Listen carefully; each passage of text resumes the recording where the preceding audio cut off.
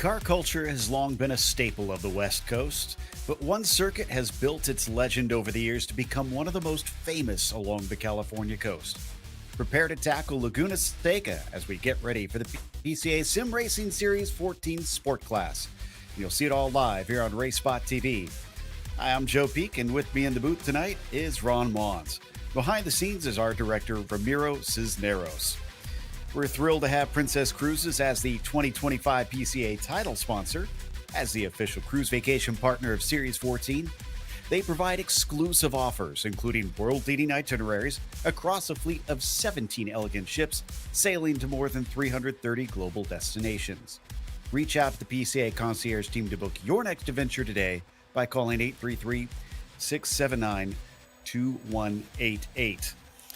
And apologies, I misspoke. It is the challenge class, but regardless, it's going to be the last one, Ron, here in our schedule for Laguna Seca.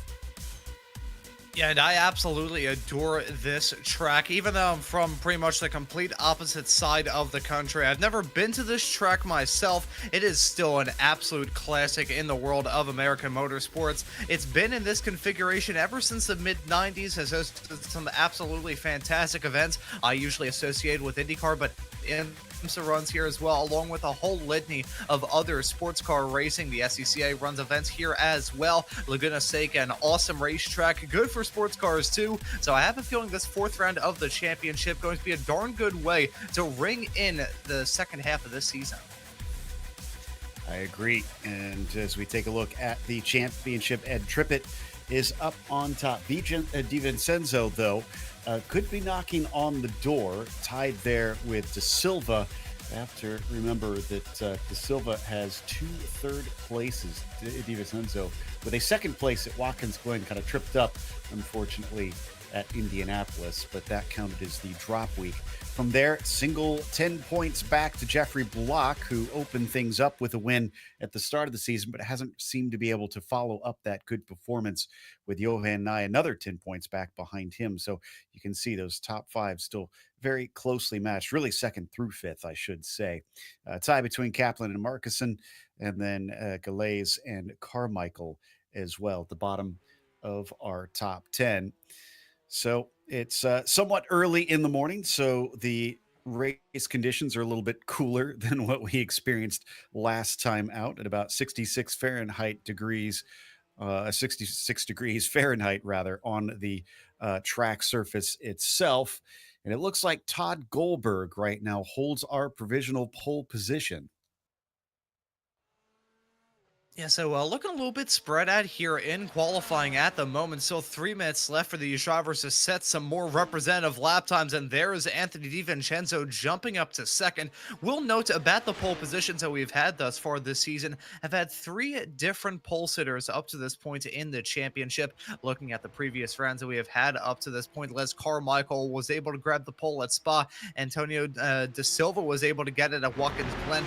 Last time out, Indianapolis, Vernon Messer led the field to green. We'll see if we can have a repeat pole sitter. Les Carmichael currently slotted in third, or whether or not we're going to continue on that streak with somebody else, making it 4 different pole sitters in the first 4 races of this season.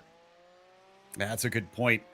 And right now, Todd Goldberg does hold a healthy margin. It is nearly 9/10 of a second right now between P1 and P2. And DiVincenzo looks like he has already completed his 3 laps, so he won't be able to respond.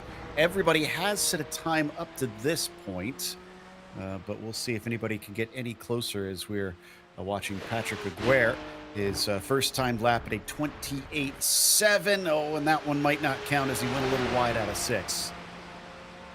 Yeah, and turn 6 really going to be a trouble spot for these racers all throughout the night. That medium speed turn with that killer curb on the inside and no real runoff area to speak of. It's pretty much just racetrack, painted line, curb, gravel that will slow you down as if you just ran through a brick wall. Turn 6 may be going to be the trickiest section of this track all throughout tonight. It's usually the spot that catches me out the most when I'm running around here, at least. It's a difficult one. There's a lot of tricky corners around here, if we're honest. As we saw last night, many drivers off in many different places. Looks like, yep, that last lap did not count for Patrick unfortunately. Seeing if anybody else does have a lap left from here.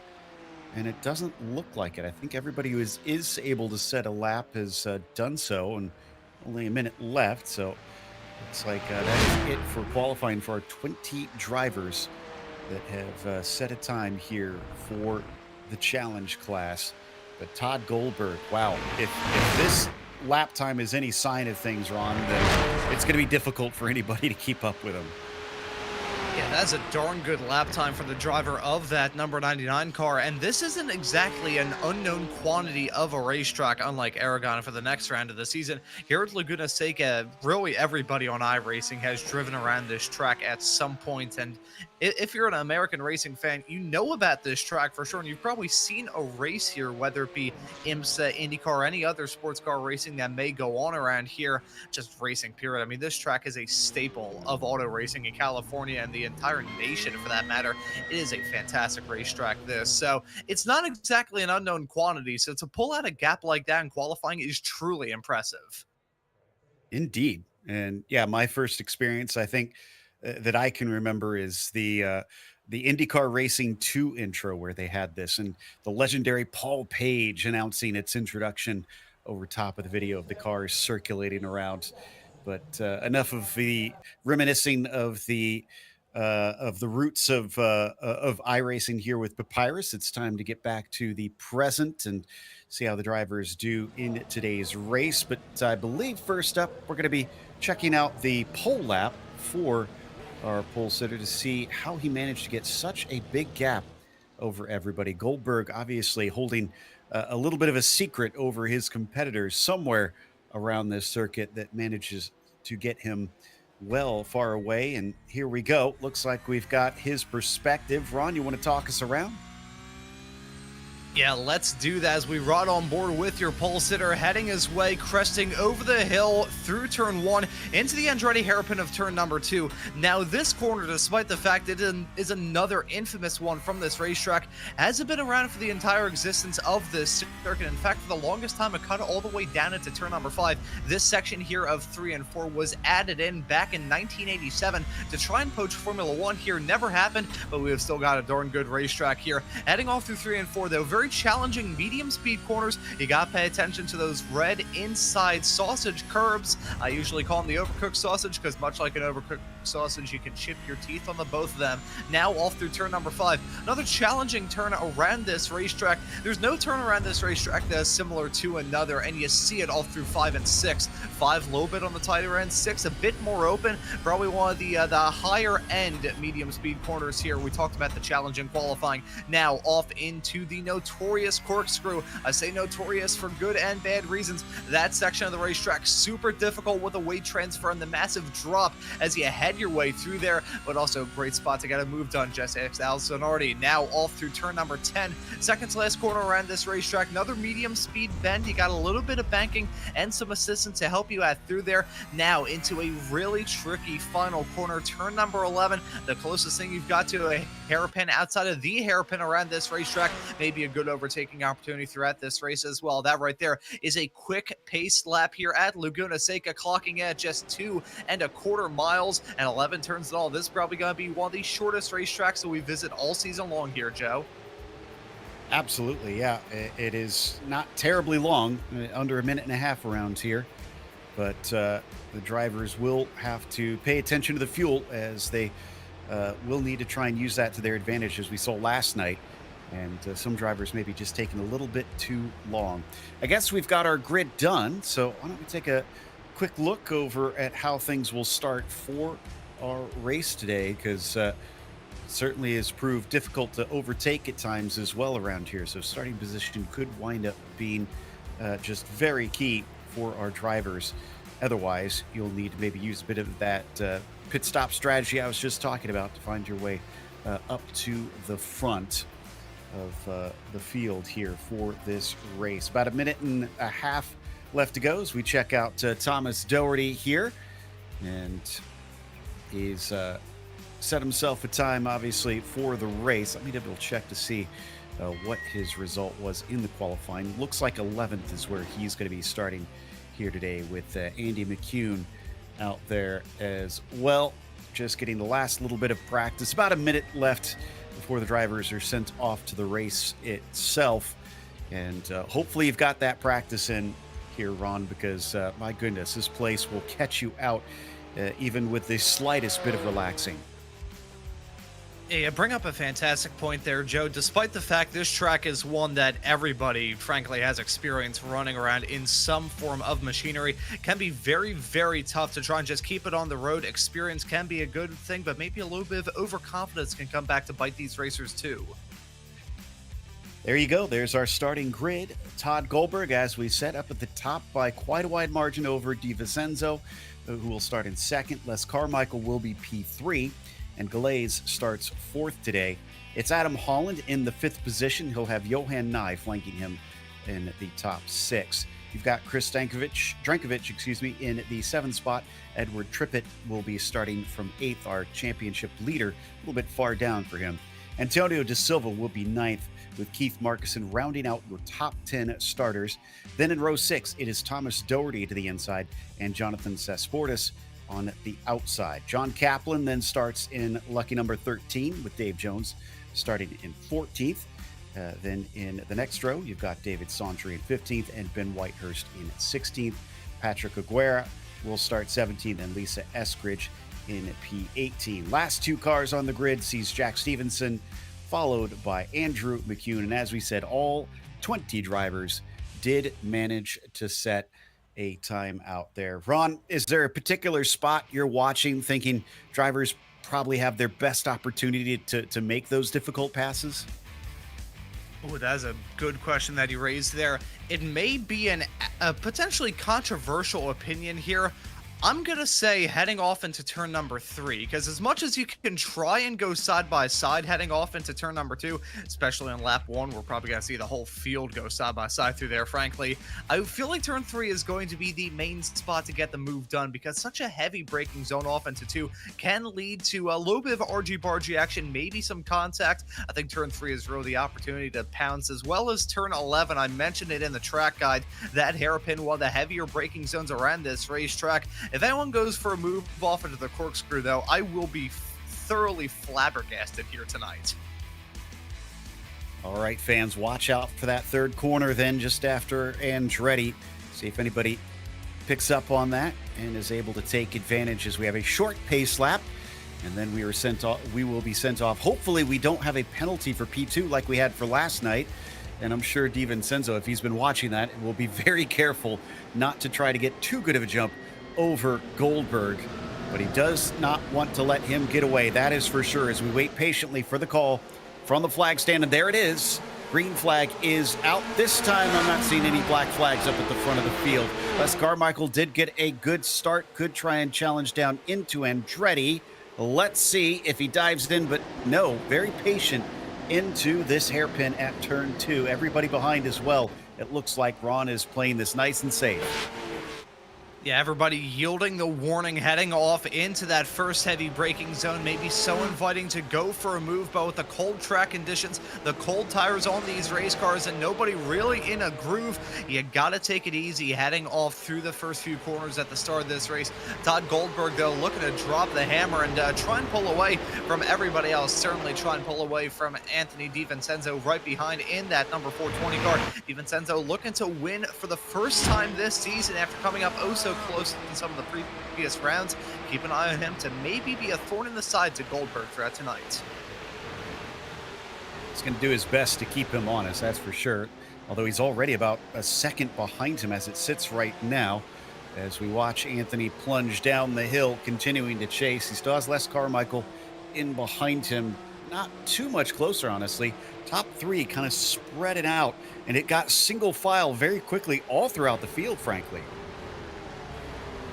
I know this is an old school track in the sense that you don't have a whole lot of asphalt runoff area, a little bit more in real life after a repave that was done here a couple of years ago. But on this scan on iRacing, you still got the dirt, you've still got the gravel, not a lot of asphalt shoulders around here, so these drivers still have to take it a little bit easy, make sure the mistakes don't creep up. Unfortunately for David Sauntry, I believe a mistake has befallen him. The 511 car dropping down to the back of the pack as we take a look to see what happened to him.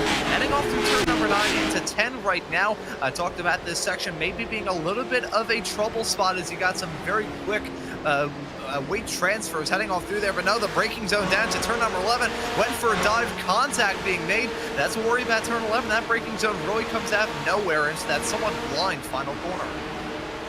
Yeah, just got tipped the rest of the way around, and that has sent him back to last on the field at this stage. He's just about caught up with McCune, so he should get that spot back. I do love what the 420 has done with the classic Rexy livery on here. Kind of a nice spooky homage to Halloween next week. See, I would start singing Halloween songs, but I do not want everybody tuning into this broadcast ears to bleed, so I will hold off on that point and say something may have just happened with Ed Trippett. He's dropping down the running order now in 12th, make that 13th, 14th, 15th, 16th. He's dropping back big time. The driver who actually won last time out at Indianapolis, proving that momentum only means so much here in this championship. He's dropping down now to 18th, making down some more spots here. Not sure what happened to the driver that took before. Whatever it is, it wasn't very good. I think it was the infamous corkscrew, unfortunately, that caught him out. So, yeah, he falls all the way to P18. Well, the 144 a little bit farther back, also sporting the the modified Rexy livery here on that car. So two of them within the top 5. Make no bones about it. They're going to try and make a hassle for that podium.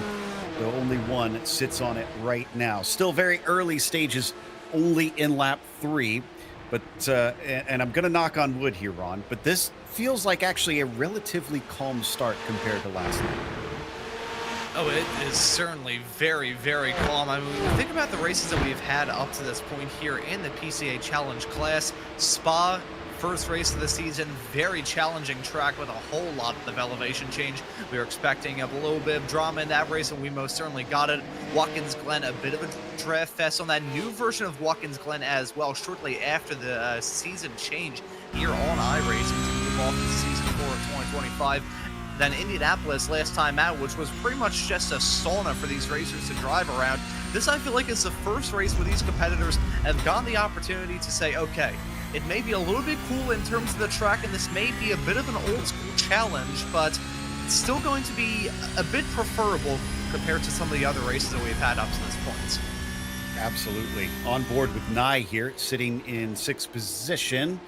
And not quite close enough to do anything at this stage. They do seem a little bit stuck, although look at him coming off the corner. He gets close to Holland, just can't seem to execute anything. Maybe he got a bit balked by the black and white 144 there briefly. So will we see some drivers try to get tricky with the strategy out there? But I doubt that we will see the leader in anytime soon. He has no need to pit early. He is almost 5 seconds up the road in 4 laps.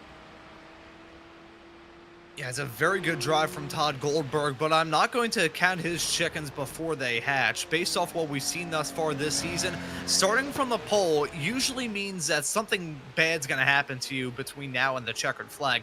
We look at the pole sitters and race winners that we've had up to this point in the season. Round 1 at Spa, Les Carmichael started from the pole. Things went a little bit sour for him in the race, and Jeffrey Block walked away with the victory. Watkins Glen, Antonio De Silva was at the front at the start, was leading for a decent amount. Then some drama heading into the pits caused him to lose out on the race lead, picked up a penalty if my memory serves me correctly, and Todd Goldberg was actually able to get that win at that race at Watkins Glen a couple of weeks ago. And then Indianapolis for the last round of the championship 2 weeks before tonight. Vernon Messer was your pole sitter, Ed Trippett was your winner. Haven't seen anybody convert a pole into a victory thus far this season here in the PCA Challenge class. Maybe though, with the calmness, the relative calmness that we have seen at the start of this race here at Laguna Seca, tonight may be the night that trend gets fully bucked. And Todd would be the first one to win twice as well. And in both times of trying, he was not here for both Indianapolis and for Spa. So 100% record won't do his reputation any harm out here. Well, looks like that battle for the fifth position just hotting up a little bit, although Ben Whitehurst farther back slips off the circuit in what looks like the entry down into the corkscrew, and then eventually finds his way back on. Thomas Doherty in a nice little fight with Kaplan. Oh, but it looks like he is slow off the corner, and Kaplan goes right back by him. Yeah, so as they headed their way down, I guess probably the correct technical terminology would be heading up the right haul straightaway between turn number 6 and the corkscrew. Good spot to get a move done. These cars, not exactly the strongest drafters in the world, but if you have a moment, you can most certainly capitalize on your competitors, as that was a moment for Doherty as he headed his way off through turn number 5. Half spin there, loses it, and gets it back up and rolling as Ben Whitehurst at a moment as well. Let's see the slide for him coming at turn number 4. Light contact in the wall, nothing too bad there, as we jump back to the live action. This battle for third between Les Carmichael and Adam Holland. Wow, Holland is, I think, moved up. He was in 5th place. Not sure. I guess that must have been the car that we just saw having that half spin down through turn 4 right here that gave him that one position, and he is wasting no time, but he's brought along Johan Nye. Chris Drankovic is with him.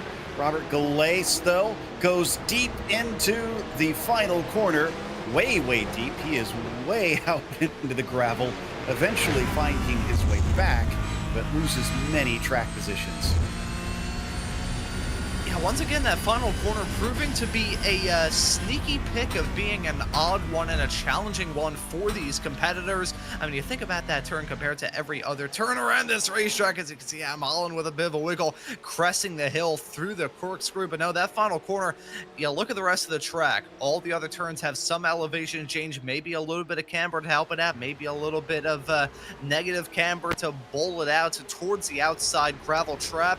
This final turn, though, pretty much flat as a pancake, which frankly, around a racetrack like this, seeing any part that is that flat feels a little bit unnerving, both to drive around and to see commentating race. But that final turn has already claimed some drivers thus far, and we are still far away from the end of this race. A little bit wide, but trying to cut back. Carmichael attempts to get the run off the corner. Adam Holland still sticks with him, just can't seem to get close enough to do anything. Does look like Les has maybe recovered a little bit here. So he has got himself a gap of about half a second now over that 144 after 10 minutes gone here in this race. You can see the train forming just a bit behind him, being brought up by Antonio De Silva at this stage, who, like I said, sits third with 2 third places to his name. He's in 7th right now. He's going to have to work a little harder than that if he wants to continue that trend. And now, speaking of the driver, the number 24 car of Antonio De Silva, as you just said, Joe, but a pretty good season for him up to this point, shown some good pace. Of course, that near win at Watkins Glen still probably going to stick out, but he has put on some amazing drives, has shown some good pace. I'm going to throw this question to you as to whether or not in the remaining rounds that we've got of this season, because the halfway mark of this race will be the halfway mark of this season here in the PCA. This is going to be the storyline that we keep tabs on between now and that season finale at VIR later on this year, whether or not Antonio De Silva can break through between now and the end to get that elusive win. I personally think he could do it. What about you, Joe? Oh, I think so. I definitely think it's possible. Clearly, the consistency is there. And we've seen at some races, keeping it on the island pays great dividends. So maybe eventually he'll find himself inheriting that lead even if he doesn't have the outright pace. This is John Kaplan now that we're watching them coming into turn 3. Currently leading Keith Markison just outside of the top 10 behind him. But John's been having a good race. He's up 3 from where he started, so not looking too shabby at this stage, just continuing to plug away.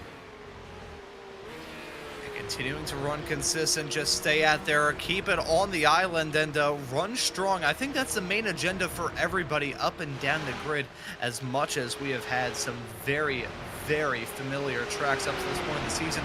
Laguna Seca may be a bit on the farther end of that. We've probably got the least hospitable conditions up to this point in the championship. Track conditions rather cool, quite nice as we are officially in the fall here in the Northern Hemisphere. So Laguna Seca, even out there in California, where I feel like in the summer I could step out in the California sun and I'd probably boil within 45 seconds. It's looking quite nice out there on the racetrack. So these tires probably feeling good, these drivers feeling good. You're in that right sweet spot of the track being just cool enough whereby overheating tires may be a bit less of a worry than it has been in previous rounds. And plus, you could just get into a good swing of things. This is always, back in my karting days, I always loved days like this where it was just cool enough whereby you could walk around in shorts and t-shirts without really freezing. But at the same time, you weren't going to boil as soon as you put that fire suit on. Yeah, it's a stark difference from what we had at Indianapolis, with a track that was practically on fire at times. As we see Lisa Eskridge ahead of Ed Trippett after Ed's mistake a little bit earlier on. He's well down from where he started. No driver has pitted yet, though, not even to take repairs or a spare car. So that's a good sign out here. He's definitely getting quite a bit of a run on Lisa, who's not exactly pulling completely over, but we're checking back in with our leaders because Les Carmichael is still playing defense on this third place. Look at how close Adam Holland, Nye, Drankovic remain after many laps now. And a lot of talent in this train of cars, very, very close together out there on the racetrack, battling for some good spots.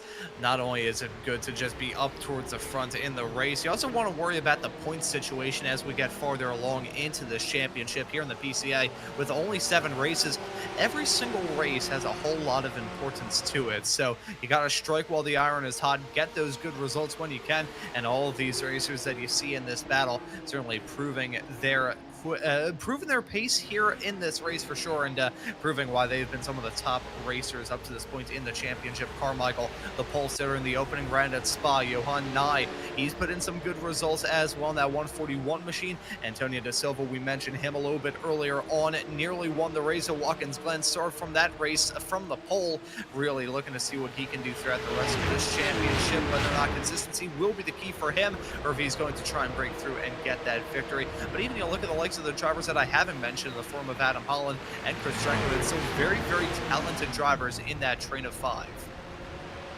Andy McCune going a little bit deep down at the corkscrew. I was going to say, don't try and turn around to rejoin. That was going to be a very unsafe rejoin if that's where he came back on the track. And you could see all the gravel he deposited as well, basically spit it directly across the entire circuit there.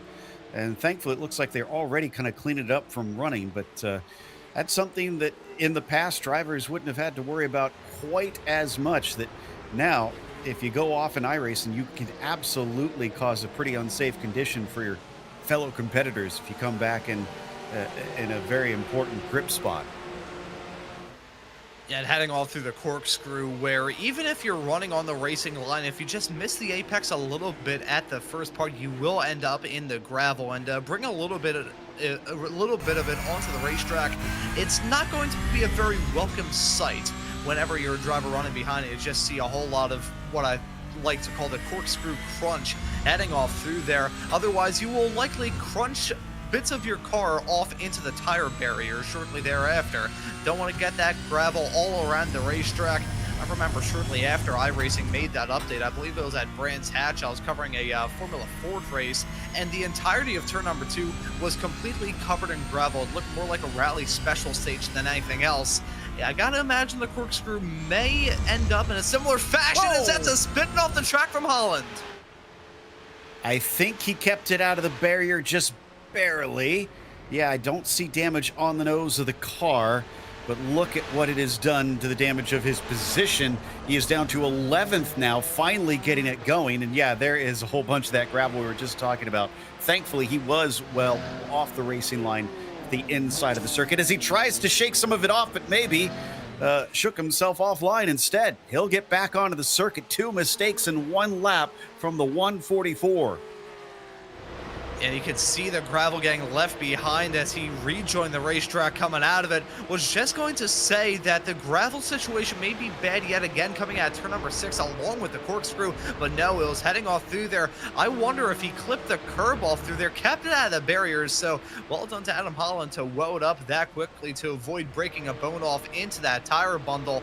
But either way, you slice it. Adam Holland losing out on a boatload of time as we see another moment. Actually, no, we now jump back to live action. I was gonna say, have we seen another moment for him going off the track? No, he's out there on the racetrack still, albeit a heck of a lot farther down than he once was. Turn 6, though, once again, a driver losing it off through there with that inside curb of doom. Do not want to clobber that thing, that is for sure. And of course, the outside, if you've gone way too wide, it is easy to find it sending you spinning back across the track. In the meantime, battle for P11. Patrick Aguera is actually up 6 spots right now, so he's been steadily working his way forward. Oh, he's the latest, though, to fall victim to turn 6. He keeps it out of the wall, but there goes all of that good work, and eventually the 12 will return in what looks to be about 15th place now that Trippett goes by. Yeah, and once again, as we saw that number 12 car rejoin the track, some more of that corkscrew crunch getting spilled onto the racing surface. That's going to make it even more treacherous through there, but a direct curb whack. I think both front wheels got up off the deck as he headed his way through there. As we'll take a look at a replay to see this moment from the number 12 car, heading his way down to turn number 6. Bang, there it goes. You'd be better off, frankly, replacing that inside curb with a landmine, because it would have roughly the same effect on these race cars. Now, corkscrew crunch makes me think Laguna Seca needs to invest in creating their own breakfast cereal. But as the battle for P7 rages on, that's Doherty that we're back to once again. Galay's in behind, down from where he started. Remember, we saw him have that incident down at the final turn, the yellow with black polka dotted car. Only back to 11th at this stage, and still working to catch up to Doherty. He's got about 1 second up to that number 59. This is still close quarter stuff between these two competitors running in some of the final spots inside the top 10.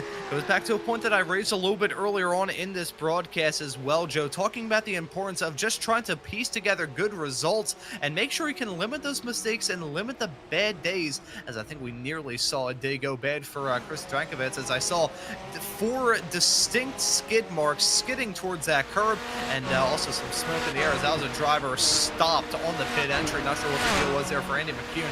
Maybe some damage on that race car caused him to have to pull off a 3-point turn on the hairpin into the pit entry, but regardless, turn 9, seeing a driver slide off through there, proving once again that even though this has been the smoothest race that we've had up to this point in this season, considering we are going to be at the halfway mark in about 10.5 minutes time of this season, these racers want to minimize the bad runs, make sure you can get the max amount of points, and limit the mistakes here. This is a very unforgiving track, this, with gravel traps all around, those unforgiving concrete barriers, and even though the tire bundles may be a little bit softer in real life, on iRacing, they're still made out of solid tungsten. So you need to make sure you can limit the mistakes here. Got to worry about those championship points for drivers all up and down the field. This is a good run from Doherty. Drankovich looking a little bit vulnerable, does not cover the inside. It's hard to pass here at the corkscrew. And because of that, Chris is going to hold on to that 6th position. Doherty back there in P7. Before this heats up once again, we are very thrilled to have Princess Cruises as the 2025 PCA title sponsor. As the official cruise vacation partner of Series 14, they provide exclusive offers, including world-leading itineraries across a fleet of 17 elegant ships sailing to more than 330 global destinations. Reach out to the PCA concierge team to book your next adventure today by calling 833-679-2188. Strong underbraking there by Doherty, but not strong enough. Drankovich is going to be covering the inside regardless down into turn 3. Obviously feeling a little bit vulnerable as Thomas continues to hound him. Looking down into turn 4, another place you don't typically get passes done. And again, they will stay as they were. But the 59 is starting to feel really full of beans here, starting to pressurize that 009. Yeah, trying to layer on that pressure as much as he can as he goes side by side into turn number 6. Contact being made. They're both going to go off the track. And look at Robert Gale as he's got to blow the metaphorical doors off the both of these cars. As you can see, that's Drankowitz losing out on that spot. Gale is going to try and get a move done on Doherty sooner rather than later as that driver tries to get his bearing straight. Drankowitz yet again running off into the gravel. Side by side racing though into turn number 6. We've already seen that turn bite with drivers going single file side by side. There's only so much you can do going side by side around this racetrack. Turn 6, that is just a no-fly zone for side by side racing. Got to give credit to Carmichael. I mean, he's had a lot of cars lined up behind him for quite some time, but one by one they've dropped off and he has held station. And yeah, as soon as I started to see that develop, I kind of felt like that was going to wind up exactly how it did. Delay's only getting one of them, though. You can see going by Drankovic as Doherty will hold on to P6, at least for now. We stay with this battle for third. That's Johan Nye and De Silva, who have outlasted their other competitors to be the only remaining in this train behind Coleman. So as this battle for third continues to heat up, we gotta wonder exactly how long it is going to be until these racers finally go for a move on one another, and where exactly that move's gonna go from, whether it's gonna be Johan Nye going for a move on Les Carmichaels, he runs a little bit wide off through turn number 6, or whether or not De Silva is going to try and pounce on Nye first. There will be a battle here sooner rather than later. We just gotta wonder when it's gonna happen, exactly where it will happen to. These racers probably have those pit stops lined up in the not too far off future. Probably not going to be coming in this time. Bio will be a little bit until we see these racers make that run to come down pit lane, but we will know that they'll be eyeballing the pit stops very soon when they start to throw haymakers at each other and go for moves that you wouldn't really expect at any other point in the race. The only car I'm seeing at this stage is Andrew McCune, who's been in for a longer stop than is typical, and that looks to be about 2 laps ago. So I think he is probably within the pit window on that one to get to the end. 22 seconds. So we were seeing last night anywhere between 9 and probably about 13 seconds is going to be your average pit stop time for most of the drivers. There is Andy running last on the field, the only driver a lap down as well at this stage, having been caught and passed by Goldberg.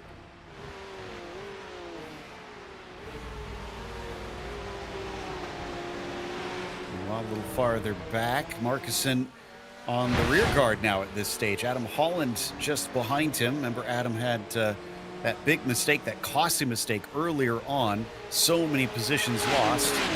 And as he tries his best to keep up, Markussen's not going to allow any sort of opening down through turn 5, although he looks like he feels threatened. He's very defensive up into 6, and I don't think he needs to be. He's going to be slow off the corner because of that. Here comes Holland with the speed, but not enough of it as they crest the hill into the corkscrew. He's still gonna go for it though. Contact being made wheel to wheel and door to door banging as they head their way off now at the corkscrew into turn 9, and that's gonna be the move from Holland. I was fully expecting him to just say, you know what, I'm not gonna risk it. We still have over half of this race left to go. I'm not gonna go for a move off into the corkscrew. He went for a move off into the corkscrew. Remember what I said right before we got this race up and rolling, how I'd be utterly flabbergasted if a racer went for a move like that? Well, my guests have now been flabbered. Well, better gather those up pretty quickly, because I don't think we're done with some impressive moves here, if that's anything to go by. Behind them, my goodness, Markussen, Jones, Trippett, all very close coming through that hairpin. Could have a little bit of change position between them. Markussen has already lost 1 on this lap. Will he lose another? Ooh, that is a good question that you raised there. This is such a rhythm and momentum-based track that is very much a distinct possibility. If you get put off your game a little bit, it can be a little bit unnerving just to try and get back into the swing of things. Oh, and that's going to help out his case. So Dave Jones runs a little bit wide all through turn number 5. Now I think Jones has to worry less so about going for a move on Markinson than Trippett going for a move on him. Let's see what Trippett does. If you can maximize the run heading off through turn number 6, you can really do yourself some favors. We just saw from Markinson last time around through that section. If you take a shallow entry and really sacrifice your run, you're going to be in for a world of trouble heading off through that right haul straightaway. It may be a very high-powered car that we run here in the PCA, but you still need a good amount of speed heading off through there, because even if it's a couple of mile-an-hour difference, that right haul straightaway is just long enough, and turn 6 is just consequential enough, whereby that couple of mile-an-hour difference could make a big difference in terms of spots. It does look like Markson is responding now as he is pulling away from that duo. Oh, and we had a change for position. Carmichael is no longer in third. Johan Nye is also, well, no, he has gotten past, it looks like.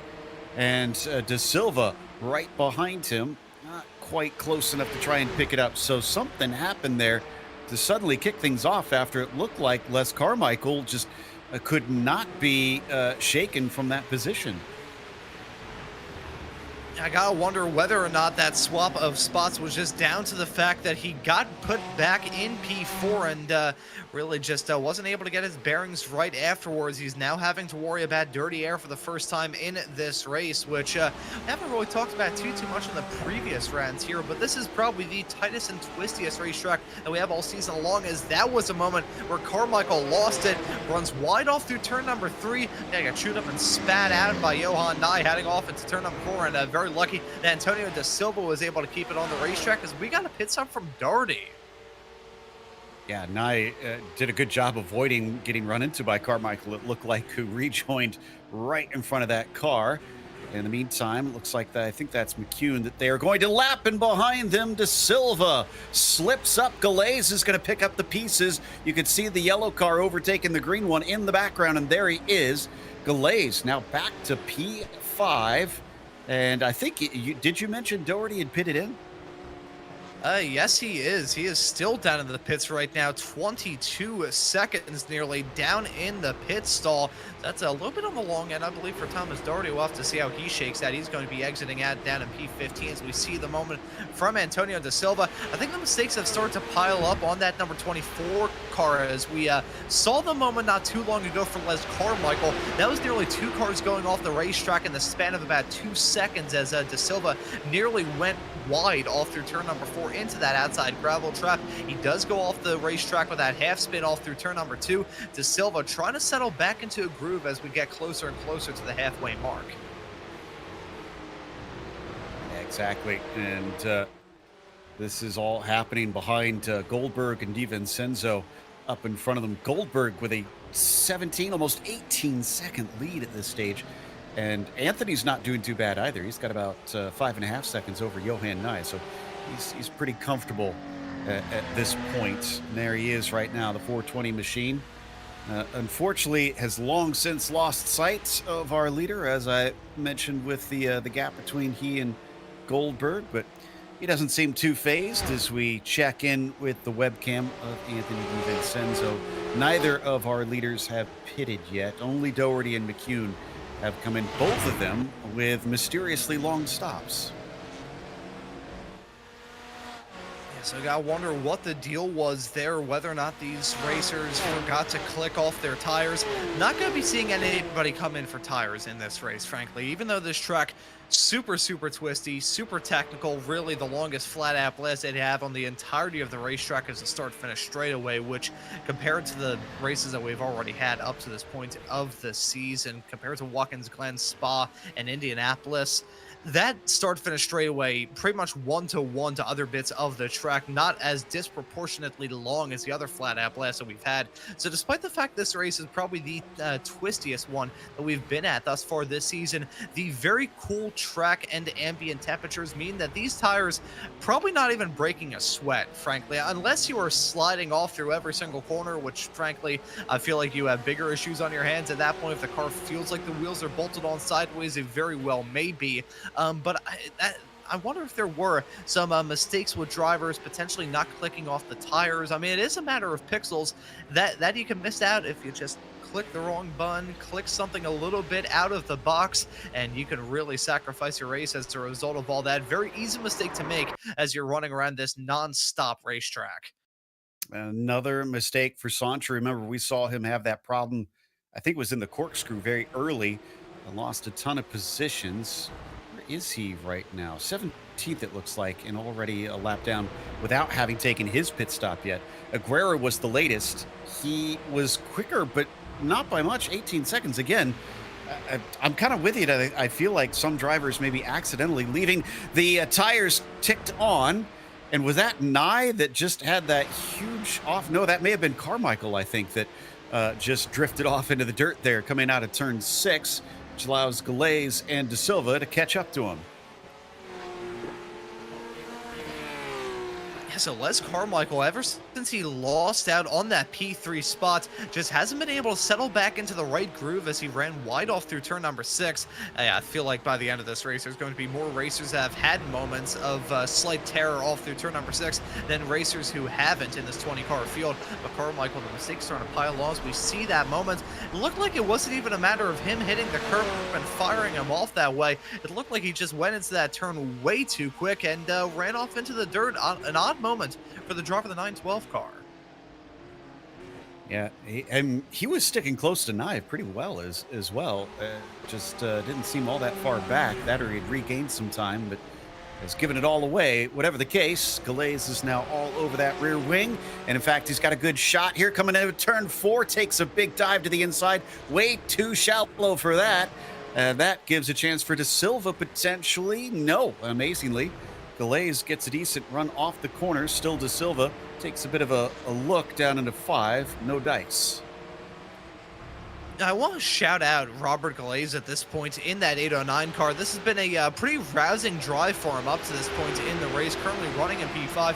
We'll have to see what he can do between now and the very end, as that's Ben Whitehurst with a similar moment to what he had out of turn number 4. This time coming out of turn 11. No, boy, that could have ended in disaster as he tries to get that car spun back around in the right direction. But a half spin coming out of it, trying to find any way in the book to get that race car turned around, and was basically a narrow alleyway of a start-finish straightaway.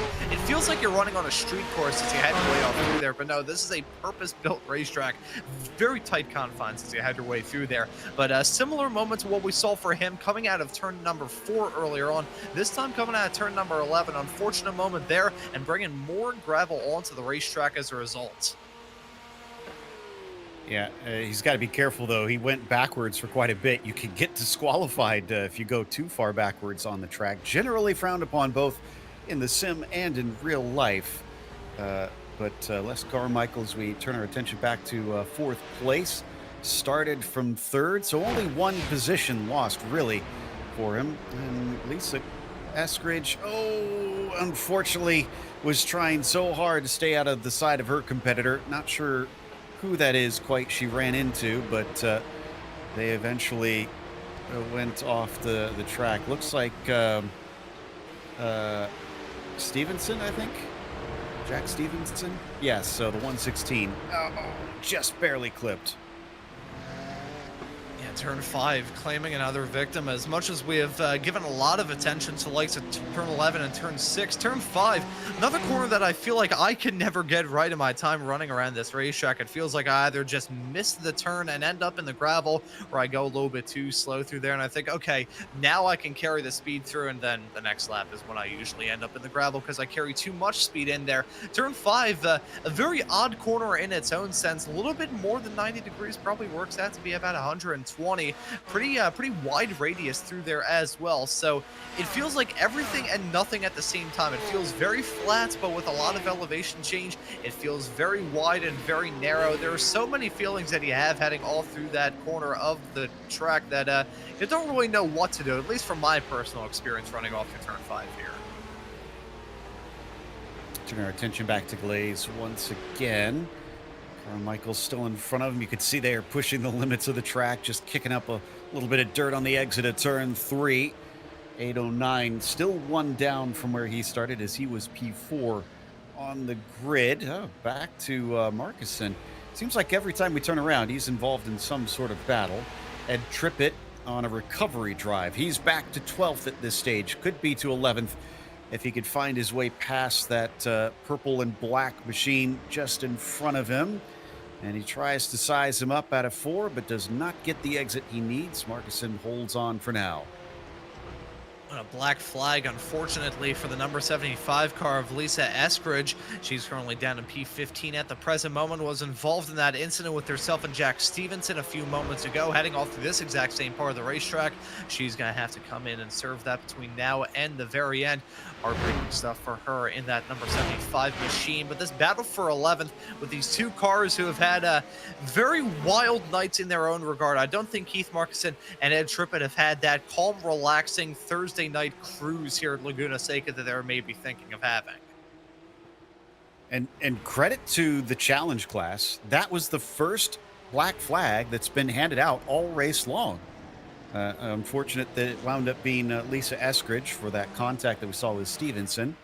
But glad that it's been so rare up to this point. In fact, I think that was Stevenson that we saw kind of pull off to the side and allow those drivers through as he's taken his pit stop and has since returned. Meanwhile, back to this battle for P4. Oh, that was way too shallow coming up into turn 5. Galais knows it. He eases past on the corner exit. De Silva could maybe get him before turn 6. They're going to swipe doors, and he's going to be able to make it through 2 positions and 1 straight from Carmichael. So things in this race going wild and topsy-turvy for Kevin Carlisle. We were expecting it to be a smooth day of racing for him. He's now down in P6 after he was running in P3 for such a long time in this race. That is going to be a bit unfortunate for him, but still a lot of time left to go here. Not a lot compared to the grand scheme of things in this race, but still 22 minutes left on the board. Plenty of time for him to get these moves done. We have to worry about those pit stops coming up in the not too far off future as well. I've already seen a smattering of racers make that call to come down pit lane, but expecting pretty much everybody else to make that call probably within the next 10 minutes here. That's usually when we see a vast majority of the racers coming down pit lane. With how things have been going, I wonder if Les Carmichael is going to decide to buck the trend and come down pit lane a little bit earlier just to throw something at the wall and try and stop the bleeding, as he's now going to be feeling some pressure from the 009, Chris Drankovitz, right behind. And worth noting, I just was looking at the lap times. Johan Nye has been reeling in Di Vincenzo for second, so that's also up for grabs a little bit here. We still got a third of the race left to go, so he could catch and maybe pass him, but passing is always easier said than done around here as we're checking back in with Goldberg now. Current gap 21 seconds now over the next nearest car after 27 laps. This has been a shellacking by that number 99 on everybody else out there, and looks as calm as you like. I don't think we've seen a single mistake when we've checked in.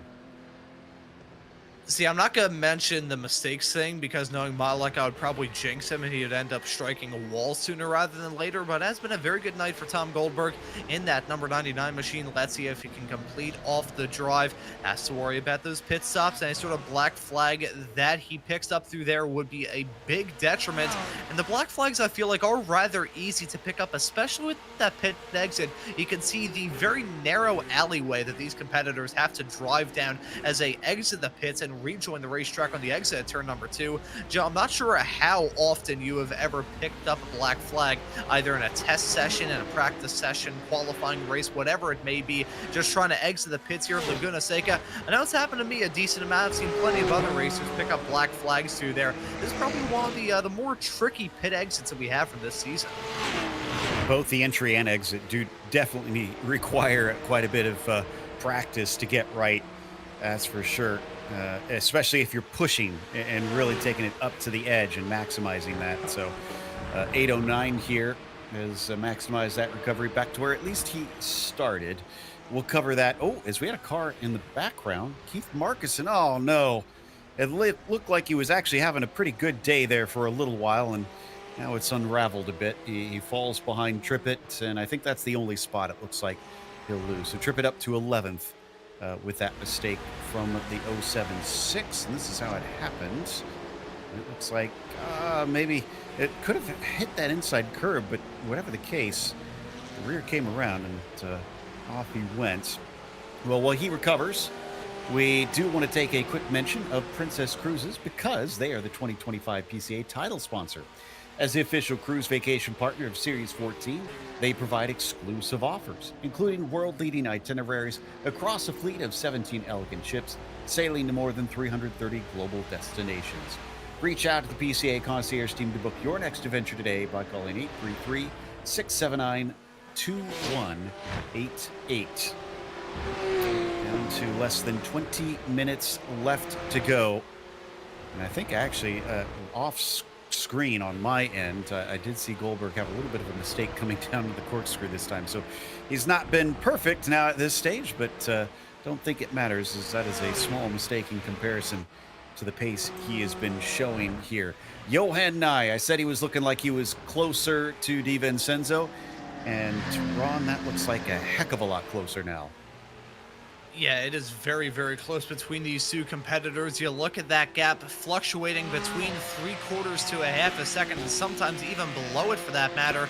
Johan Nye slowly but surely reeling in DiVincenzo. This battle for second gonna heat up sooner rather than later. I think the only way these two get broken up is if we do have those pit stops, which are coming up in the not too far off future as well. So keep an eye on these racers, whether or not they're gonna come into the pits in unison or whether they're going to split away from each other and go on alternate strategies. But no matter how you shake it, been a good try for both these competitors. DiVincenzo taking a very intriguing line, blocking off that inside and giving himself a very shallow approach down into turn number 2. I think DiVincenzo certainly feeling the pressure in that 420 car right now. Johan Nye trying to apply it as best as he possibly can. Going to be very intriguing to see who's going to pounce first. Will it be DiVincenzo saying, you know what, nope, or will it be Johan Nye going for the move like he's looking for now? Both of them going extremely shallow up into turn 5, not willing to give it away, but they'll get out the other side. And it does not give Johan Nye the run that he needs. He was 0.6 of a second quicker that last lap than Anthony. So the pace is there. I almost feel like he just needs to be patient and also maybe go back to the racing line a little bit into some of these corners when they both defend so hard. Yeah, I think if these racers chase their tails a little bit too much, that could bring the likes of Robert Kalis and other drivers into the midst of this as well. You know, say that it is not exactly a insurmountable gap from Johan Nye to Robert Kalis. About 2 seconds, in fact, is the gap. I have seen gaps go down pretty big in all sorts of race cars.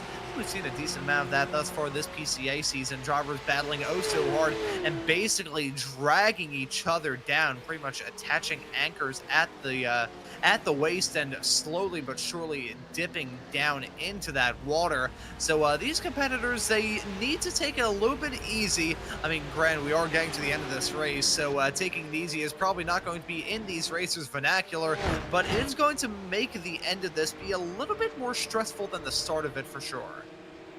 Ooh, I think we're getting scheduled stops. I see Sasportis in, and it looks like Whitehurst as well.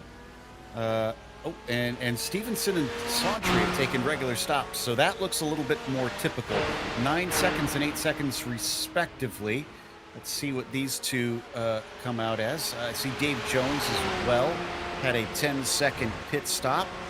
And, wow, 7.1 for Sasportis. He's got to be careful that he's got enough to make it to the end here. Yeah, Yeah, keeping our fingers crossed that he's not going to have to hope that there's a gas station heading off between 5 and 6. I don't believe there's any racetrack in modern racing outside of, I think there's one in Poland, if my memory serves me correctly, where there's an actual gas station that they have to stop off at to try and get some fuel. I don't think there's any racetrack in America, though, that has a gas station in the middle of the one of the turns, so that is going to be a tough ask for him if he doesn't have enough gas. He'll maybe have to come in for a quick splash and dash. Certainly not ideal. We'll see if he can make it all the way through to the end with a decent amount of braking zones here. He could maybe do a little bit of fuel saving to make up that difference. Certainly not. I mean, it's not a bad call, I would say. Just throw something at the wall, see if it can stick. Wasn't running in a fantastic spot beforehand. If he can make that strategy work, may help his standing a bit in this race. 420 still dealing with a mirror full of Johan Nye coming down into turn 5 once again.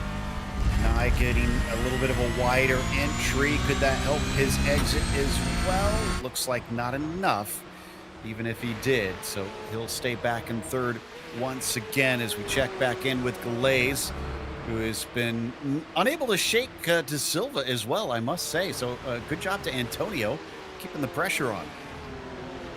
Yeah, these two have been super glued together for quite some time in this race. Antonio's going tit for tat with him on lap time. Robert Gales not able to shake him off, but still keeping that gap at a good enough distance whereby Gales, as much as he's got that car right behind him, he's not feeling the pressure all the time. Speaking of feeling some pressure, Thomas Doherty certainly feeling is. We jump to this battle for 11th with himself and Keith Markison, two drivers with some pretty wild races up to this point. Doherty, one of the first to come down pit lane well earlier on in this race. The driver, the number 59 Martini car, currently holding on to P11. Let's see if he can hold on to it still as he heads his way up the Rahal straightaway through turn number 6, getting a mighty run out of it, extending that gap to himself and the 076.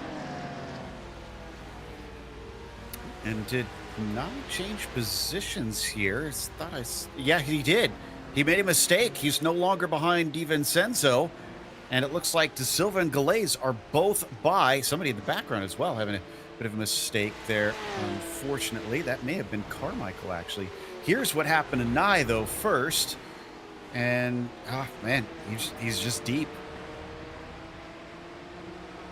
Yeah, an easy mistake to make heading down to turn number 2. That downhill braking zone, very tough corner to try and get slowed down for. And fortunate for him, a mistake through there going to cost him dearly. Nye was putting together a very good drive, still holding on to a good spot. P5 at the moment. He can't necessarily complain about that, but he would prefer to be a little bit farther up the road where he was not too long ago. But hey, got 12 minutes left to go. He can maybe try and claw it back, and who knows what sort of fuel saving Johan Nye has been able to do, because all throughout this race he has had some sort of slipstream advantage, so he may have been able to get some good fuel numbers in this stint as Antonio De Silva peel off into pit lane. He does, and Galaze will carry on. So will this help him? Antonio getting close to maybe getting another one of those third places that he keeps getting earlier on in this season. He did miss the first round, we should point out. Wasn't here for Spa, but has certainly looked very consistent since he has shown up. We got another car in pit lane, John Kaplan. Les Carmichael, he was the one that had a half spin coming out of turn 3 that we saw in the background. So he lost yet more positions after what was looking like such a solid race earlier on. Kaplan in and out, nice and smooth, 7.9 seconds.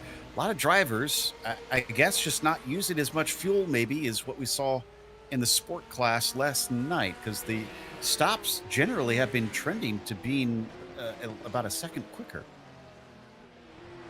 Yeah, so fascinating to see that, just the change of philosophies for these racers. I did bring up how the nature of this track could be a bit more conducive to doing a bit of fuel saving here. You do have a decent amount of braking zones, even if they're not the heaviest braking zones. You maybe do a little bit of lifting and coasting off through here. And as these racers have taken it easy throughout, they haven't really been pushing the issues too terribly hard. I mean, we've certainly seen our fair share of battles, don't get me wrong here, but these racers haven't been throwing haymakers at each other from the drop of the green all the way through to the fall of the checkered. And a very well composed drive for drivers up and down the field as we see these pit stops continuing. That's Robert Gales now making the call to come down pit lane in that yellow and black polka dot machine. Yep, Galais there in the 809 has gotten himself to third for a brief while, but now will drop back. He was fighting with De Silva. Maybe this is a response to him. And the 24 is just coming down the main straight now. He's going to go by him easily. My goodness. So he has jumped him by a big margin. That must have been a slow in lap for Robert. Yeah, so that is not going to help out his case one bit. Galais dropping down into P7. Unfortunate moment for him. Music to the ears of Antonio de Silva as Galais now also got to be behind Lisa Eskridge. Eskridge currently one lap down. Slide down in P17 at the moment. So that's not a swapperoo of overall spots as I see Thomas Doherty slowly but surely hoving into view, keeping on that 59 car if Galais does make a mistake as Todd Goldberg comes down into the pits from the race lead with 9 minutes left on the clock. There you go. The 99 looks for his pit stall and hits his marks nice and smooth. So hopefully this should be an easy in and out for him. DiVincenzo, the next one pitting in. Johan Nye will carry on, but such is the lead of Goldberg.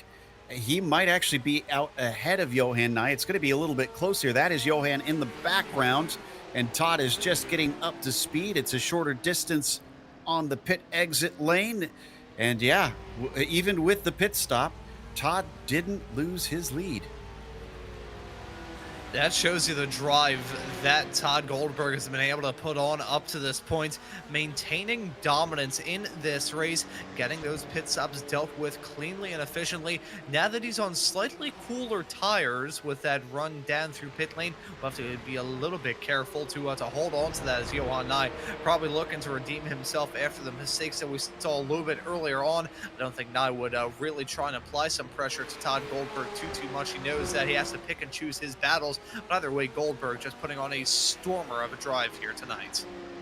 If De Silva wants this third place, he's going to have to play some defense. DiVincenzo coming back at him now and was very close coming into turn 4, but seems to have dropped off slightly out of that corner. It's back up to about a second between he and the green 24 machine. 7.5 minutes left to go. We are still owed a pit stop by Nye and Drankovic. So we're not done with seeing the cycle of those pit stops and figuring out exactly what the order is going to be. In fact, Johan Nye has gone around another lap. Fascinating from Nye. I gotta wonder what sort of fuel saving he's been able to do.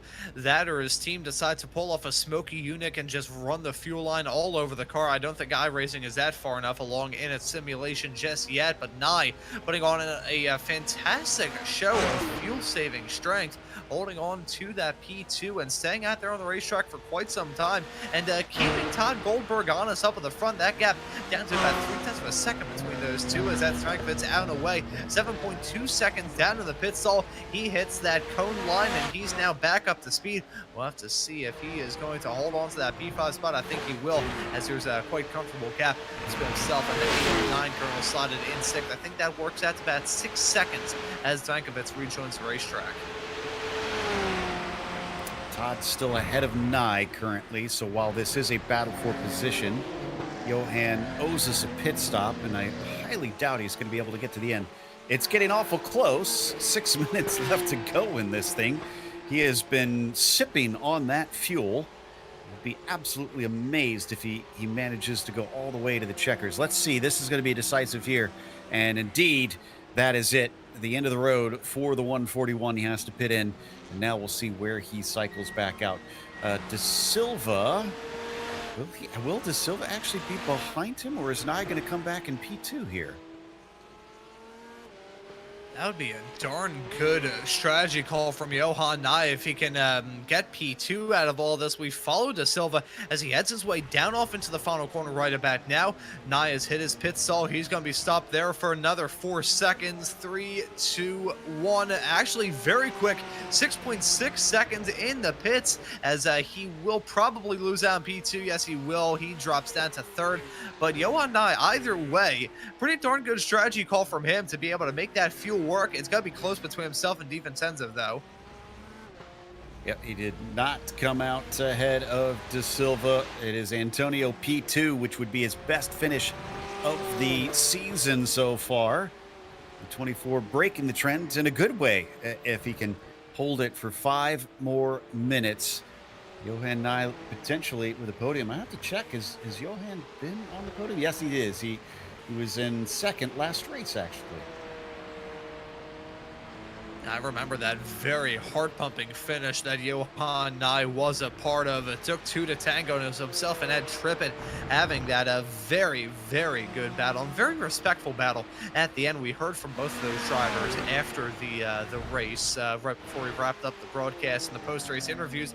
Both of them very respectful, very complimentary of each other's driving, as much as Ed Trippett had his fair share of falling anvils a little bit earlier on, currently slotted in P11, but a darn good drive from Johan Nye as he looks to hold on to his second podium in a row.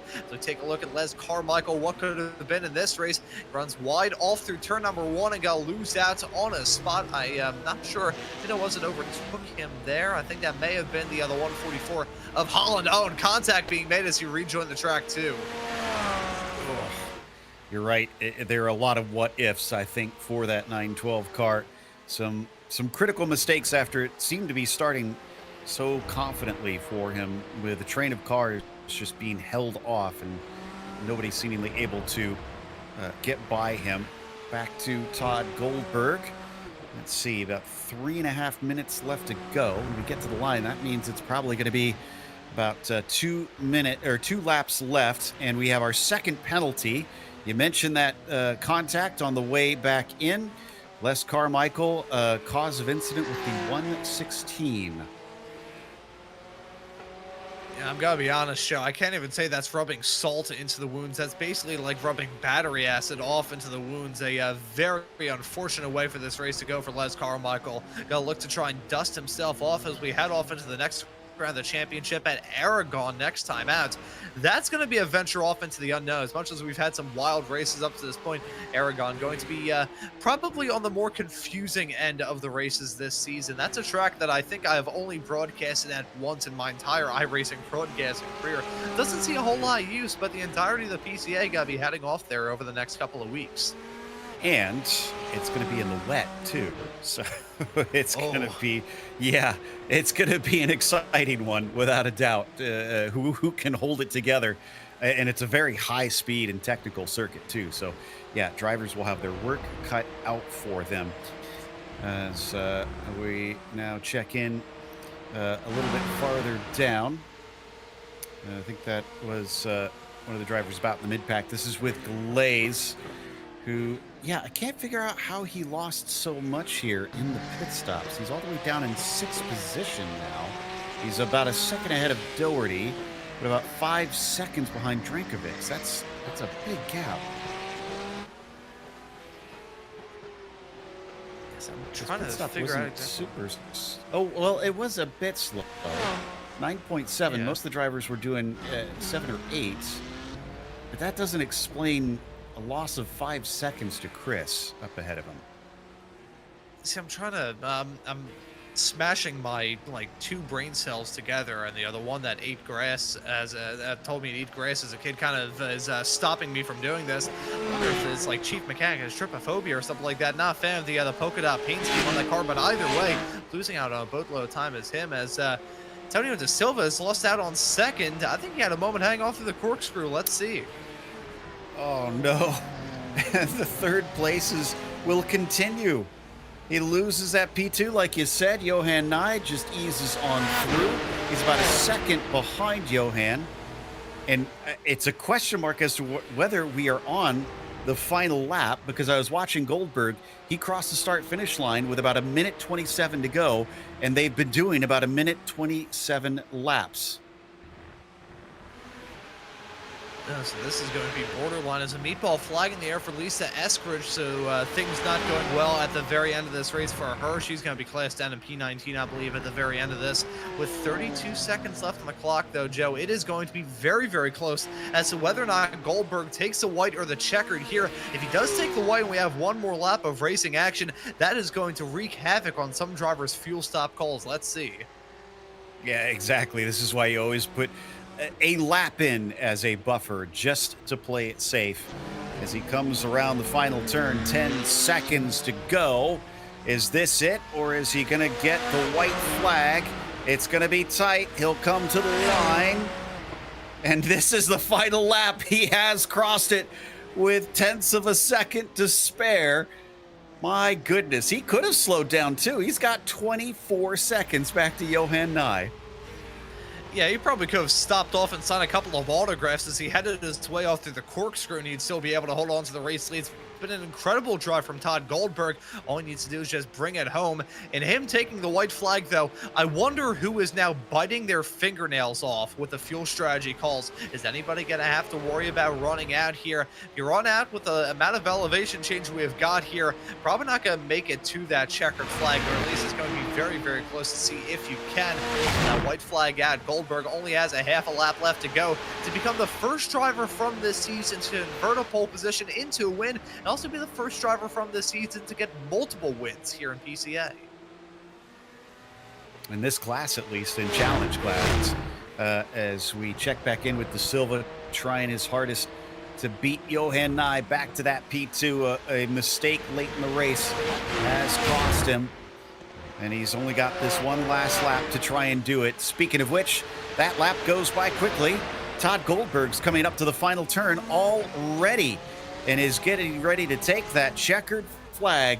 The 99, the first repeat winner here in Series 14 for the challenge class. And what a drive to get done from start to finish. Grabbed the race lead and never really looked back. Was able to come into the pits and exit out still with the race lead. As here we go, heading off into the final corner. De Silva really wants that P2. But he's not going to get it. Oh, it was a failed attempt. Nye will rebuff him. A third place in a row for De Silva. Curious if he's sick of those or if he's feeling satisfied that he's been so consistent. DiVincenzo will get a fourth place in behind them. And as the rest of the cars head across the line, it looks like we will get 14 of them on the lead lap here at the finish. Keith Markison or Dave Jones going to be our last one. They're actually trading positions right now.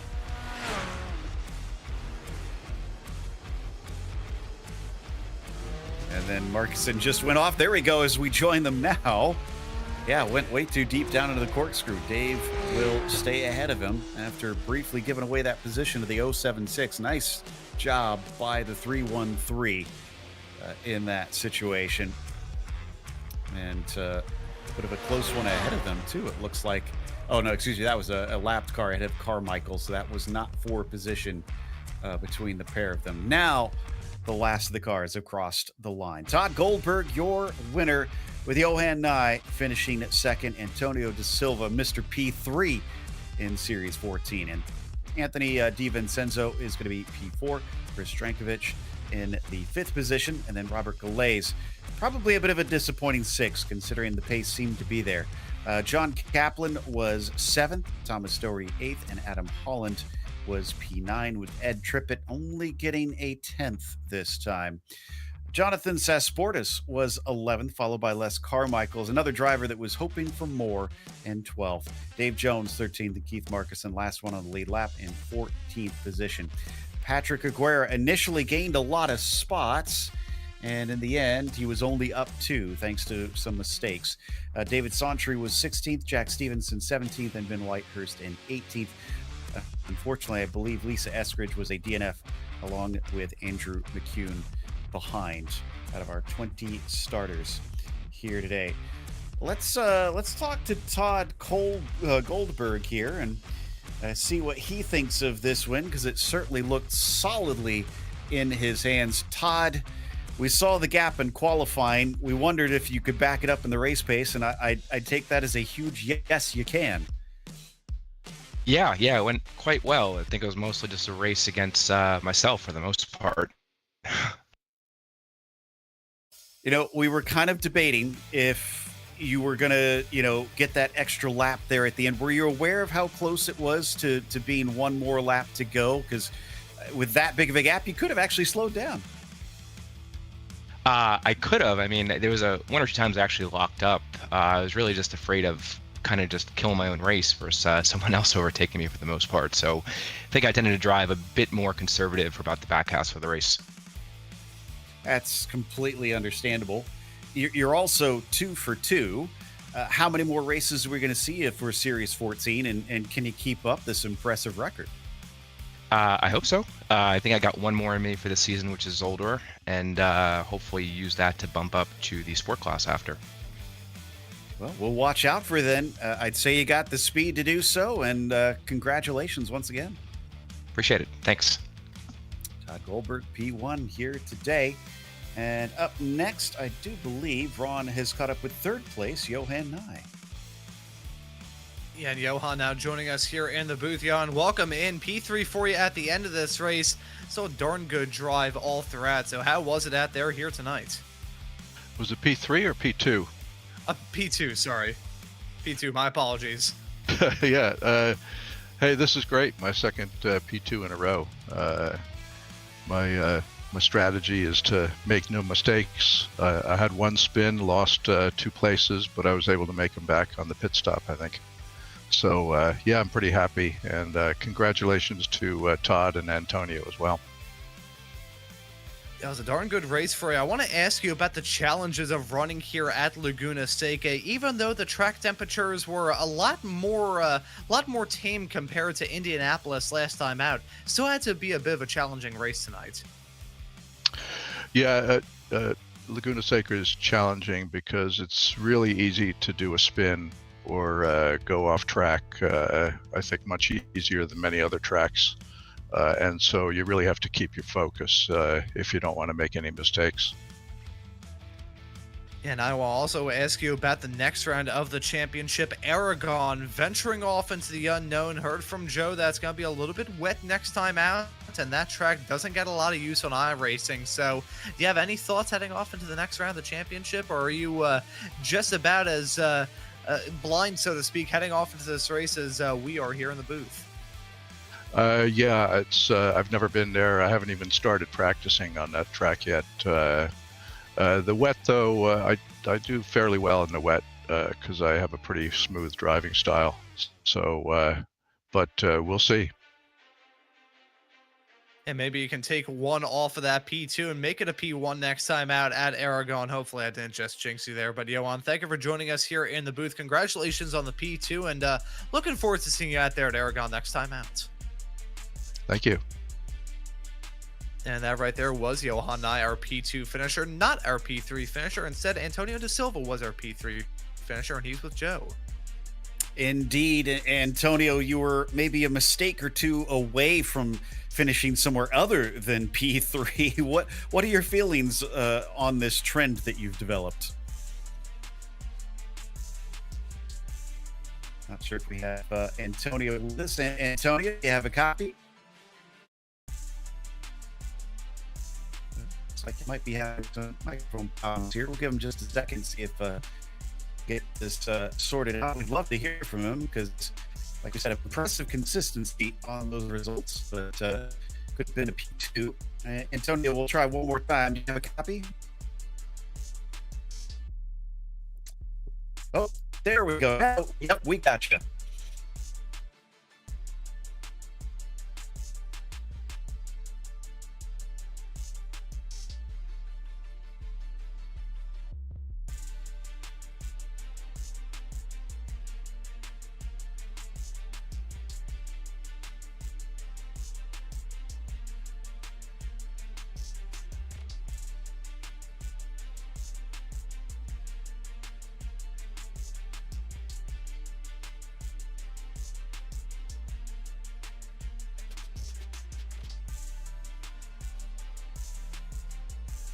We felt like a win could be on the cards eventually.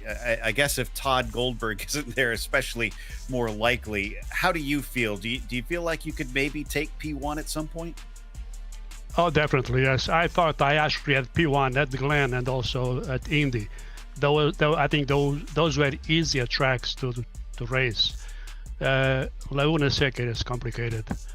I did well last year there. I actually had a win, but all along these 2 weeks of practice, a few times I actually went over the 25 limit of incidents. And today I was really careful with that. but I also slowed down quite a bit, and had a mistake with 2 laps to go, and I thought that I could take it easy.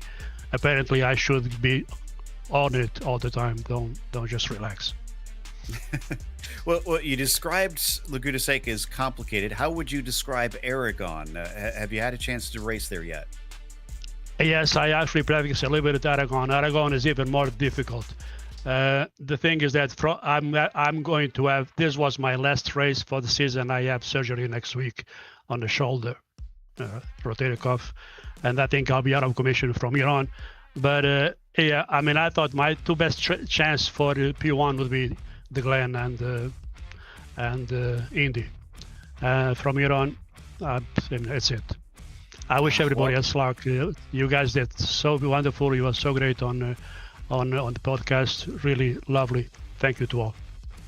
Well, thank you for the kind words, and also we wish you the very best and a quick recovery from the surgery. Sad we won't get to see it, but again, we were very impressed with your podiums this season. Thank you so much. Thank you again. That was Antonio da Silva, P3, for the 3rd time in a row. As we will wrap things up by mentioning that we'll be back at Motorland Aragon in 2 weeks' time with the challenge class. That'll be on November 6th at 9 p.m. Eastern. But we're going to be there for a while regardless, because next Wednesday night on October 29th, the Pro Class will kick off the 2 weeks over at the Spanish circuit.